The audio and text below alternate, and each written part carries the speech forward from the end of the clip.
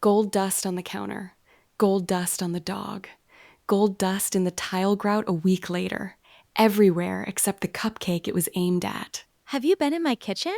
Because that's my kitchen the morning after a birthday. Welcome to the Monégasque Table. This is an Ask the Table episode, and the listener question came in word for word like this. How do you apply edible glitter without making a mess? A question I could have sent in myself. Twice. Here's the answer up front. The mess isn't a skill problem. It's a dose problem. The serving guidance on the listing is 0.1 grams per drink. A pinch. But your drawer is full of tools built for tablespoons. Close that gap with 3 moves. A tiny spoon instead of your fingers, parchment under everything to catch the strays, and a sifter cap so you tap sparkle out instead of pouring it. That's the whole system. 4 minutes. Let's walk it. First, let me defend the messy people, because I don't think we're clumsy. I think the jar is the problem. A little open jar is basically a shovel. You tip it over a cake, gravity takes the wheel, and now the unicorn has one solid gold ear.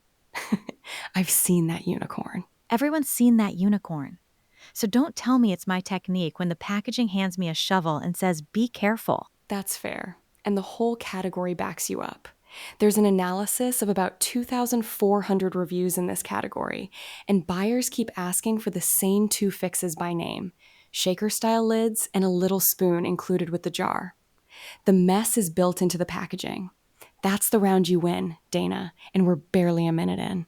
Noted and framed. So fix it for me. Tool by tool. Tool 1, the spoon. People who buy the gold 15-gram jar also grab precision measuring spoon sets, the ones that run down to 1/64th of a teaspoon. Spoons the size of doll cutlery. Level the smallest one and you're holding about 1 serving. No fingertips in the jar, no static cling, no surprise glitter manicure. Fine, tiny spoon. But what about the flakes that miss? Something always misses. Tool 2, parchment. Work over a sheet of parchment or a paper plate. Dust the cupcake from a few inches up, let the strays land on the paper, then fold a crease and funnel every miss back into the jar. Nothing wasted, nothing on the counter. A 10-gram jar holds about 100 servings. It lasts a whole year of birthdays once the counter stops eating half of it. And tool 3 is the shaker lid. I just complained the category doesn't include. Tool 3 is the sifter cap, a lid with fine holes, like a salt shaker for sparkle. You tap, it snows down evenly, and the shovel problem disappears. 2 taps over buttercream, then stop and look. Sparkle lands where you aim it, not across a 3-foot radius. What about drinks? Same rules. Even easier. 1 pinch on the surface, right before the glass goes out, not 20 minutes early in the kitchen. The sparkle should arrive with the drink. All right, honesty corner. Who gets to skip all of this? If you decorate once or twice a year, skip the gear entirely. A pinch over a paper plate gets you most of the way, and paper is free.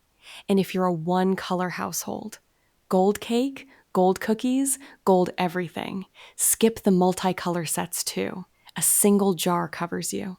But if you're the house that does the Halloween cake, the Christmas cookies, and 2 birthdays a year? Then the footnote. The Mun-G ASQ UE 12-color gift set ships every color with its own built-in sifter cap, so the mess-free lid is already on each jar. It's on Amazon, 84 grams across 12 jars. And per gram, it's the cheapest sparkle in the line. Next week, I'm bringing the question that actually nags me. Half the shimmer at the craft store says non-toxic on the label, and I've been treating that word like a permission slip. So, what's the difference between non-toxic and edible glitter? A bigger difference than the label wants you to think. Bring that permission slip. We're grading it. This show is made with AI-crafted hosts and human-checked facts. See you at the table.